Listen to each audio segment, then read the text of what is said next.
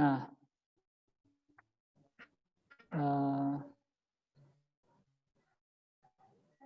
udah ya. Bismillahirrahmanirrahim.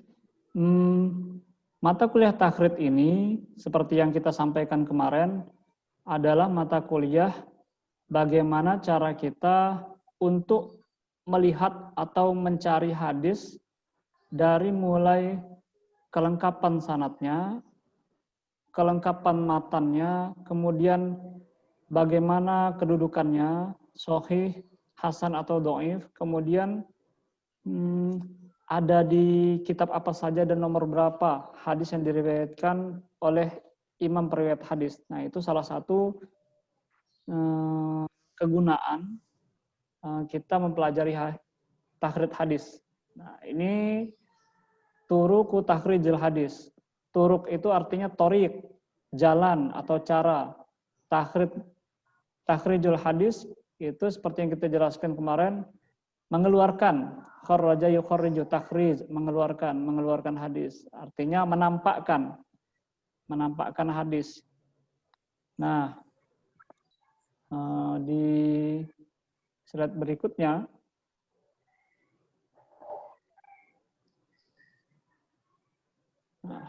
saya akan menjelaskan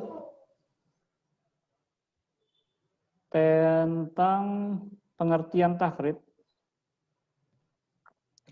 Nah, ada pengertian secara bahasa, ada pengertian secara istilah. Secara bahasa atau terminologi etimologi yang kita jelaskan tadi, dia asal dari kata kharraja yukharriju, takhrijun, takhrijan.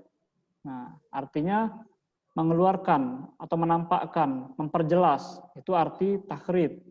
Nah, contoh, ada kata kharrajatis sama'u khurujan. Kharrajatis sama'u khurujan, artinya langit tampak cerah setelah mendung. Kharraja itu artinya di sini adalah tampak, nampak dia. Kharrajatis sama'u.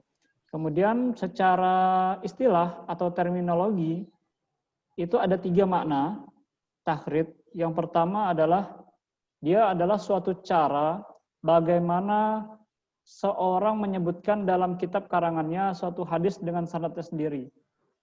Nah, jadi ketika kita mempelajari takhrid, yang dimaksudkan dari mata kuliah kita ini bukan mengeluarkan seperti makna secara bahasa tadi, tetapi takhrid di sini ketika kita maknai, kita pahami, dia adalah bagaimana orang bisa menyebutkan hadis beserta sanadnya ketika ditunjukkan hadis yang tidak disertai dengan sanad. Itu definisi yang pertama tentang takhrijul hadis secara istilah. Nah, sedangkan yang kedua ada definisi lain, yaitu seseorang yang menyebutkan hadis-hadis dengan sanad-sanad miliknya sendiri, dalam sanadnya bertemu dengan perawi sanad pengarang kitab sebelumnya. Nah, misal ada seorang periwayat dari kitab Kutubus Sittah, Imam Bukhari. Imam Bukhari bisa menyebutkan siapa gurunya. Nah, Imam Bukhari mengambil hadis dari gurunya sampai ke gurunya. Misal gurunya Imam Bukhari itu dari sahabat siapa misalnya? Mujahid. Ada tabi'in namanya Mujahid. Nanti dari Mujahid ngambil ke ada sahabat lagi namanya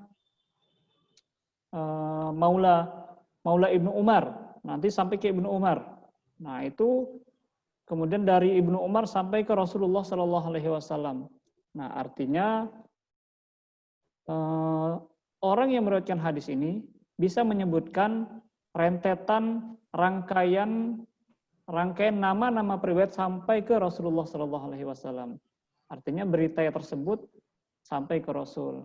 Nah, ketika dia sudah bisa menyebutkan siapa saja orang-orang yang meriwayatkan hadis tadi, artinya itulah masuk kategori istilahnya dalam istilah ini adalah takhrijul hadis. Nah, itu definisi yang kedua. Sedangkan yang ketiga, Yang ketiga adalah mengembalikan hadis kepada ulama yang menyebutkan dalam suatu kitab dengan memberikan penjelasan kriteria-kriteria hukumnya. Nah, kalau yang pertama tadi, yang pertama adalah bagaimana seorang menyebutkan hadis dalam kitabnya, ada di kitab apa. Kemudian yang kedua, bagaimana dia bisa menyebutkan semua orang-orang yang meriwayatkan hadis tadi sampai ke Rasulullah SAW. Kemudian yang ketiga, setelah bisa menyebutkan nama-nama periwayat, bisa menyebutkan ada di kitab apa, nah, yang ketiga ini dia bisa menyebutkan bagaimana kedudukan hadis tadi. Nah, itulah definisi dari takhrid. Ada 3 poin. Kita bisa pakai definisi yang nomor 1, bisa pakai definisi yang nomor 2, atau pakai definisi yang nomor 3. Nah, bisa. Nah, ketiganya adalah definisi atau istilah dalam takhrijul hadis secara istilah. Selanjutnya, nah, ini tujuan. Kita belajar takhrid ini tujuannya untuk apa? Apa sih tujuannya untuk belajar takhrid? Kita belajar takhrid. Manfaatnya apa?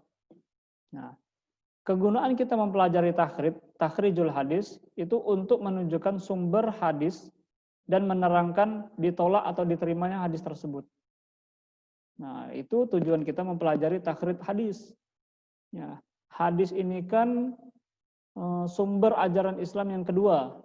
Nah, artinya kalau misalkan orang sudah keliru dalam memahami hadis atau tidak mau menggunakan hadis, artinya dia sudah salah, tidak mau menggunakan hadis sebagai sumber ajaran dalam Islam. Nah, sumber ajaran Islam itu kan ada 2, ada Al-Quran, ada hadis. Al-Quran sumbernya dari Allah, hadis sumbernya tetap dari Allah, tetapi melalui lisannya baginda Rasulullah SAW. Nah, jadi tujuan untuk mempelajari takhrid tadi adalah supaya kita tahu sumber hadis itu dari mana, hadis itu ditolak atau bisa diterima. Nah, itu tujuannya mempelajari takhrid. Nah, kalau Al-Quran kita semuanya paham, bisa menerima. Nah, Al-Quran dari mulai surah Al-Fatihah sampai surah An-Nas, semua isi dari Al-Quran tersebut diterima, tidak ada yang ditolak, tidak ada yang diragukan. Sifatnya qat'i lurut, sudah pasti benar. Nah, sedangkan hadis itu sifatnya belum semuanya dikatakan benar. Nah, maksudnya dikatakan benar itu hadis berasal dari Rasulullah SAW. Itu yang perlu kita garis bawahi. Hadis semuanya berasal dari Rasulullah SAW. Yang menjadikan hadis itu menjadi lemah, yang menjadikan hadis itu dhaif, yang menjadikan hadis itu hasan, itu bukan Rasulullah, bukan hadisnya, tetapi orang yang meriwayatkan hadis tersebut. Siapa orang yang meriwayatkan hadis tersebut? Periwayat hadis. Nah, ya, jadi yang menentukan hadis itu sahih, hasan, dhaif, atau maudhu atau palsu itu bukan hadisnya, tetapi orang yang meriwayatkan hadis tadi. Nah, itu ya. Nah, itu tujuan kita mempelajari takhrid, untuk mengetahui hadisnya ditolak atau diterima. Kemudian sumbernya dari mana. Nah, selanjutnya, manfaat dan kegunaan takhrid. Wah, ini banyak nih. Nah, ini kawan-kawan boleh dicatat, boleh di-screenshot manfaat kegunaan kita mempelajari takhrid hadis. Nah, ada 7. Yang pertama adalah kita mempelajari takhrid hadis tujuannya untuk mengenal sumber-sumber hadis, kitab-kitab suatu hadis berasal dan ulama yang meriwayatkannya. Nah, itu manfaat kita mempelajari ilmu takhrijul hadis. Kita tahu ini sumber hadisnya dari mana, apakah dari kitab Sahih Bukhari, atau Sahih Muslim, atau Sunan At-Tirmizi, atau Sunan Abu Dawud, atau Sunan Ibnu Majah, atau Sunan An-Nasa'i. Nah, jadi kawan-kawan jangan berpikir hadis itu hanya diriwayatkan oleh Imam Bukhari dan Imam Muslim. Tapi hadis juga ada periwayat-periwayat yang lain. Imam Tirmizi, Imam Nasai yang kita sebutkan tadi. Kalau misalkan ditambah lagi ada Imam Ibnu Khuzaimah, ada Imam Al-Baihaqi, ada Imam Daruqutni. Nah, itu ulama-ulama yang meriwayatkan hadis. Mereka juga punya kitab yang mereka susun kumpulan-kumpulan hadis. Nah, jadi ketika kita mentakhrij hadis, kita tahu, oh hadis ini siapa saja yang meriwayatkannya. Ada di kitab apa. Siapa saja ulama yang meriwayatkannya. Nah, itu tujuan kita mempelajari takhrij atau manfaat atau kegunaan mempelajari takhrij. Yang nomor 1. Yang nomor 2, manfaatnya adalah menambah perbendaharaan sanad hadis melalui kitab-kitab yang ditunjuk. Nah, kalau kita tahu perbendaharaan sanad hadis, nah kita akan kenal nama-nama periwayat hadis dari kalangan sahabat siapa saja, dari kalangan tabi'in siapa saja yang meriwayatkan hadis, dari kalangan tabi'ut tabi'in siapa, nah, dari kalangan mukharijul hadis atau dari kalangan ulama siapa saja yang meriwayatkan hadis. Nah, jadi sanadnya kita akan tahu. Nah, sanad ini kan jalur atau nama-nama periwayat sampai kepada isi hadis, itu namanya sanad. Itu definisi dari sanad. Nah, saya ulangi. Apa itu sanad? Sanad adalah rentetan nama periwayat hadis sampai kepada matan hadis. Itu namanya sanad. Rentetan atau rantai nama-nama periwayat hadis. Nah, kalau matan apa? Matan isi dari hadis itu. Nah, itu ya. Oke, baik. Selanjutnya, yang ketiga, memperjelas keadaan suatu sanad. Nah, jadi manfaat mempelajari takhrij ini yang ketiga, kita jadi tahu keadaan sanad ini terputus atau tidak. Nah, sanadnya bersambung atau tidak. Nah, itulah kegunaan atau manfaat mempelajari takhrij hadis. Yang nomor 3. Kita tahu sanadnya bersambung atau tidak, sanadnya terputus atau tidak. Nah, kalau tidak mungkin, hadis itu misalnya yang diriwayatkan oleh Imam Bukhari, tiba-tiba langsung kepada Rasulullah SAW. Padahal Imam Bukhari itu wafatnya tahun 256. Rasulullah wafatnya tahun 11 Hijriah. Tidak mungkin sekonyong-konyong Imam Bukhari mendapatkan hadis dari Nabi. Nah, pasti melalui orang-orang yang meriwayatkan hadis. Nah, siapa orang-orang ini? Nah, kita tentu akan tahu melalui sanad orang-orang ini. Nah, ada jalurnya. Misal teman-teman, misalnya di sini siapa? Misalnya Mbak Tri Agustianingsih. Tidak mungkin Mbak Tri ini tahu moyangnya tanpa melewati jalur orang tua dan kakeknya. Nah, harus ada jalur tersebut. Mbak Tri melalui bapak orang tuanya, melalui kakeknya sampai ke siapa nyangnya ya? Apa kalau dalam bahasa Jawa? Orang tua kakek itu namanya apa? Apa namanya kalau orang tua kakek? Orang tua kakek apa namanya? Ada yang tahu? Mbah. Mbah. Nah, mbah. Buyut. Buyut. Orang tuanya buyut apa? Buyut. Orang tuanya buyut? Bukan buyut. Buyut. Kalau orang tua buyut? Udek-udek. Cangga. Cangga. Udek-udek siwer. Nah, itu tidak mungkin tiba-tiba Mbak Tri langsung mendengar perkataan dari mbahnya atau buyutnya. Ya, jadi harus ada jalur, ada sanadnya.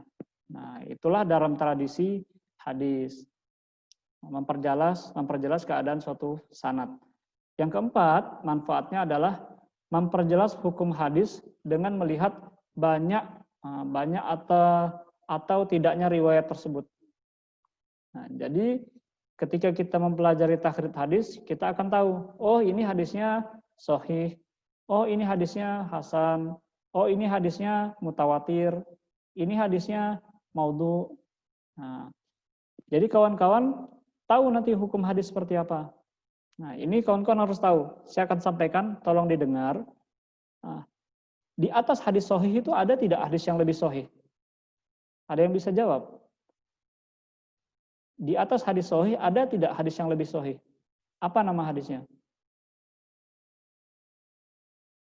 Nama hadisnya adalah? Hadis kursi. Nama hadisnya adalah hadis mutawatir.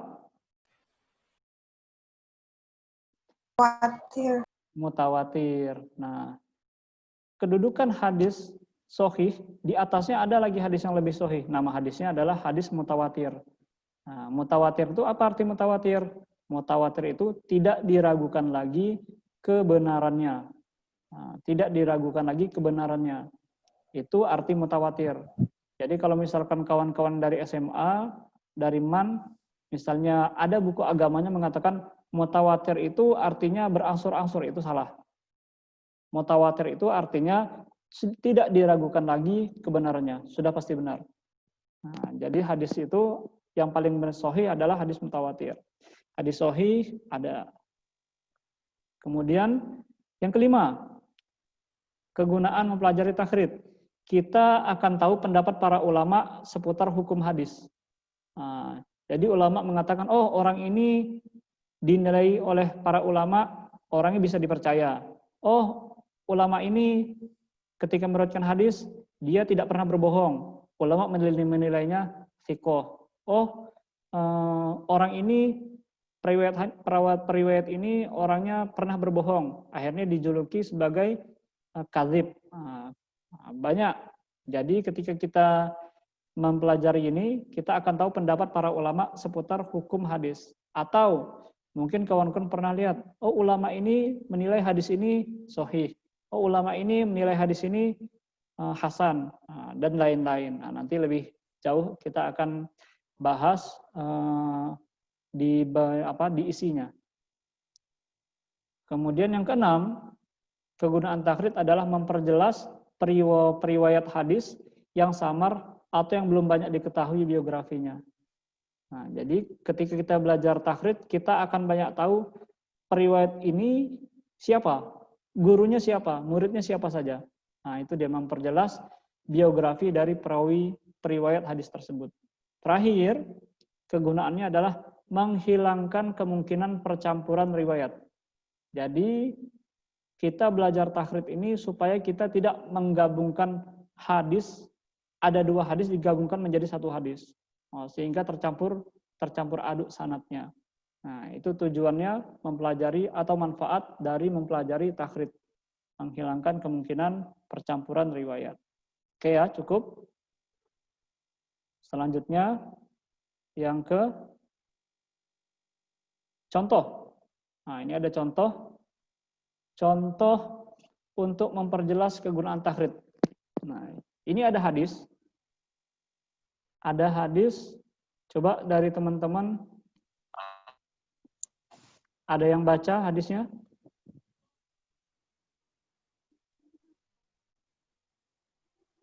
Coba baca. Alisa Kutrunada, coba baca hadisnya.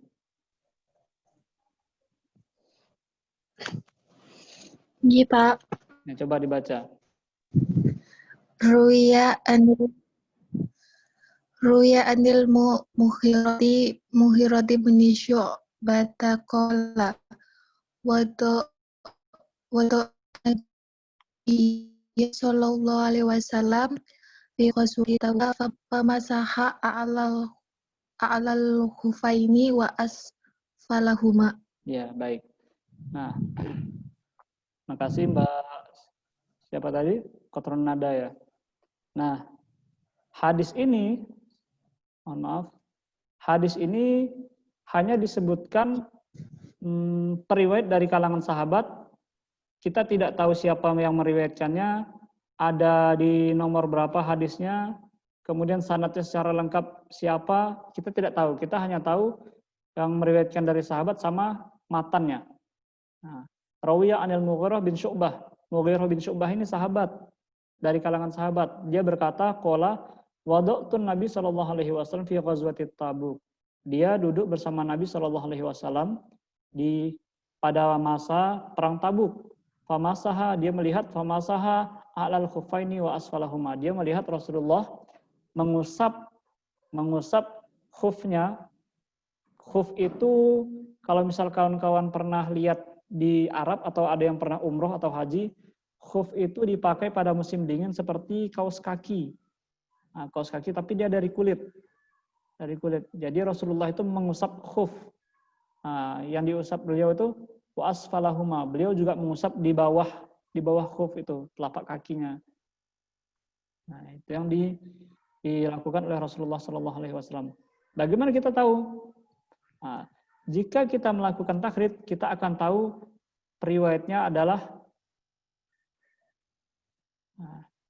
kita akan tahu setelah kita melakukan takhrid, riwayatnya adalah ini.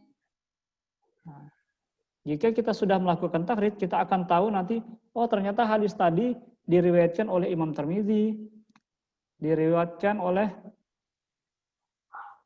Imam Abu Daud, diriwayatkan juga oleh Imam Ibnu Majah. Nah, bagaimana bunyi hadisnya yang diriwayatkan oleh Imam Tirmidzi? Bunyi hadisnya, kata Imam Tirmidzi, haddatsana Abul Walid ad-Dimashqi, haddatsana Al-Walid bin Muslim, akhbarana Tsaur bin Yazid, an Roha bin Haywah, an Katibil Mughirah bin Syu'bah, anna Nabi sallallahu alaihi wasallam masaha 'alal khufi wa asfalihi. Nah, ini hadisnya secara lengkap. Kata Imam Tirmidzi, telah menyampaikan kepada kami Abul Walid ad-Dimashqi.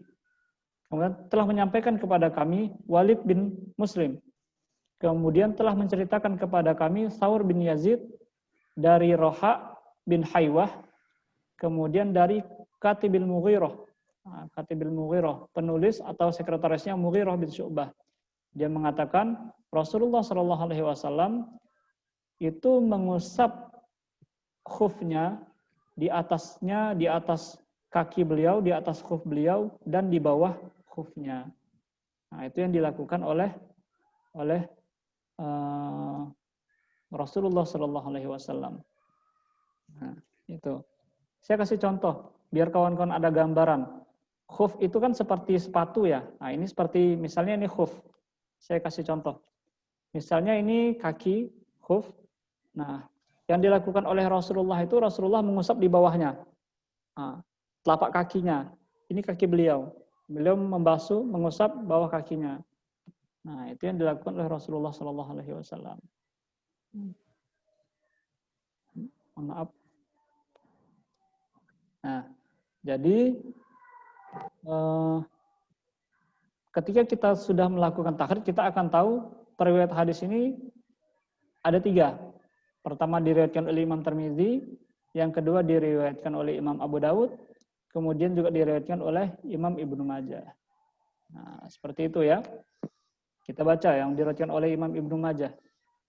Yang diriwayatkan oleh Imam Ibnu Majah, haddatsana Musa bin Marwan wa Mahmud bin Khalid ad-Dimashqi, al-makna qala haddatsana al-Walid wa Mahmud, haddatsana Tsaur bin Yazid, an Roha bin Haywah, an Katibil Mughirah bin Syu'bah qala wada'tu Nabi sallallahu alaihi wasallam fi ghazwati Tabuk famasa 'alal khuffaini wa asfalahima. Nah, ini sanad secara lengkap yang diriwayatkan oleh Imam Abu Daud. Nah, ini kita baru menunjukkan hasil dari takhridnya, belum menunjukkan bagaimana proses melakukan takhrid.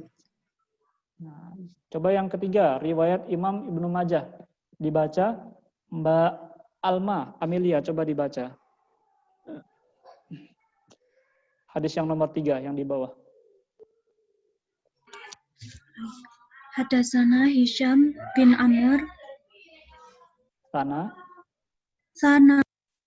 bin Walid bin Muslim. Sana Tsaur bin Yazid. An Roha bin Haywah. An Warad Katibul Mughirah bin Syu'bah anin Nabi sallallahu alaihi Anan Nabi wasallam anan Nabi sallallahu alaihi wasallam masaha a'lal Khuffi khuffi wa asfalihi. lihi. Nah, ini hadis yang diriwayatkan oleh Ibnu Majah. Jadi hadis yang tadi, yang kita lihat tadi, ini ketika sebelum ditakhrid seperti ini, tetapi setelah kita melakukan takhrid, kita akan tahu ternyata hadis ini diriwayatkan oleh beberapa periwayat. Nah, ini proses atau hasil setelah kita melakukan takhrid. Cuman kan kita tidak lihat ini ada di kitab apa, nomor hadisnya berapa, tidak. Nah, nanti secara detail akan kita bahas secara rinci nanti ya. Ini baru secara umum, biar kawan-kawan kenal dulu. Nah, itu kan tadi kan takhrid. Kita sudah menemukan hadis. Nah, terus metode takhrid itu apa saja? Bagaimana kita bisa melakukan takhrid? Nah, metode takhrid itu ada 5 macam. Nah, yang pertama, takhrid melalui lafal pertama dari matan hadis. Jadi, kita mentakhrid hadis, melakukan takhrid melalui lafal pertama dari matan hadis. Misal ada hadis innamal a'malu binniyati. Jadi, kita mencari hadisnya dari kata-kata inna. Nah, itu contohnya. Atau ada hadis yang lainnya, Sallu kama ra'aitumuni usolli. Jadi, kalau misalkan kita ingin mencari takhrid dengan metode yang pertama, kita lihat dari kata sallu, huruf atau huruf shad. Nah, itu dia. Itu metode yang pertama. Metode yang kedua, takhrid hadis melalui kata-kata dalam matan hadis. Nah, misal ada hadis, qala Rasulullah min husni islamil mar'i tarkuhu ma la ya'nihi. Nah, kalau misalkan kita menggunakan metode yang kedua ini, kita boleh menggunakan dari kata apa saja dari kata hadis yang tadi. Min husni islamil mar'i. Boleh kita cari dari kata min, boleh kita cari dari kata husnun, boleh kita cari dari kata mar'i, mar'u. Nah, asal kita harus mengembalikan kepada asal katanya, fi'ilnya, fi'il madinya apa. Nah, dari kata-kata dalam hadis itu. Nah, itu ya. Nah, atau ada hadis yang lain lagi. Misalnya ada hadis tentang la yu'minu ahadukum hatta yuhibbu li akhihi ma yuhibbu li nafsihi. Nah, kalau kita menggunakan metode yang kedua ini, kita bisa mencari hadis ini dari kata la yuhibbu.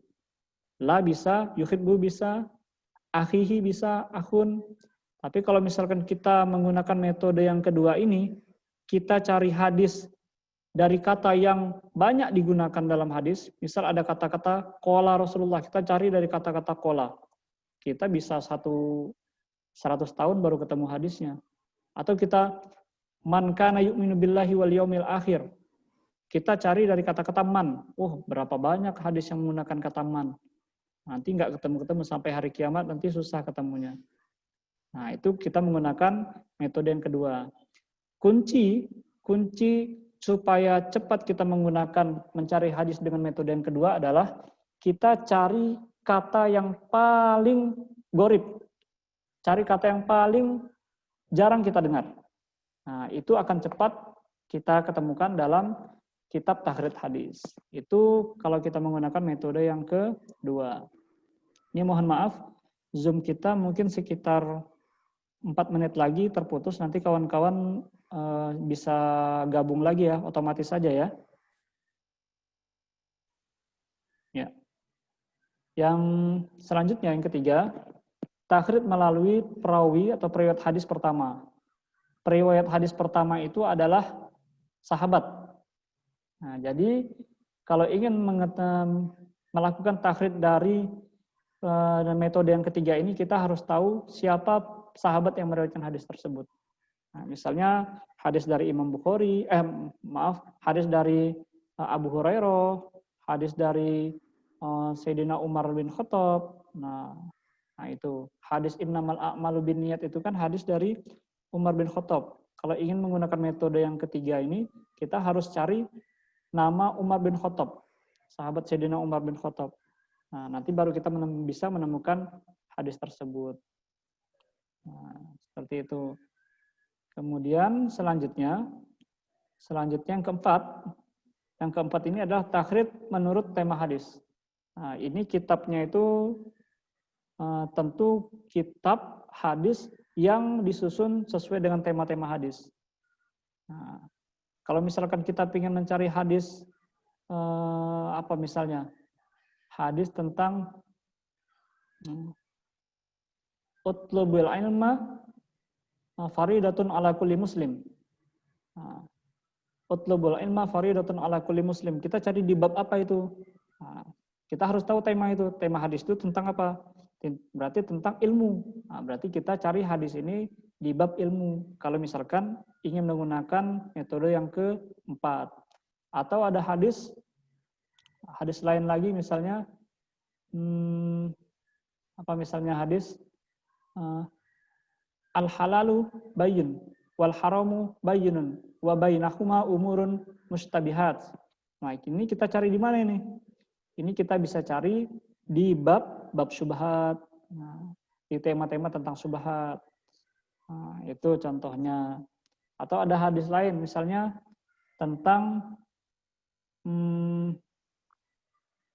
perempuan. Kata Rasulullah, la tusafirul mar'atu illa ma'adhi mahromin. Perempuan itu tidak boleh berpergian kecuali dengan mahrumnya. Itu pembahasan tentang apa itu? Mahrum. Nah, berarti nanti cari hadis tentang safar, tentang perjalanan. Nah, itu kalau misalkan kita ingin menggunakan metode yang keempat. Terakhir, metode yang kelima, takhrid berdasarkan status hadis. Nah, takhrid berdasarkan status hadis ini syaratnya satu, kita harus tahu dulu kedudukan hadis ini apa. Apakah dia sahih, apakah dia hasan, atau dia dhaif. Kalau kita tidak tahu, kita tidak bisa menggunakan metode yang kelima ini. Metode yang kelima bisa kita gunakan setelah kita mengetahui kedudukan atau status dari hadis tersebut. Nah, saya kira cukup untuk metode takhrid ini. Kawan-kawan bisa off dulu, keluar dulu, nanti masuk lagi. Nah, oke ya, off dulu nanti masuk lagi. Silakan. Nanti kita lanjut lagi.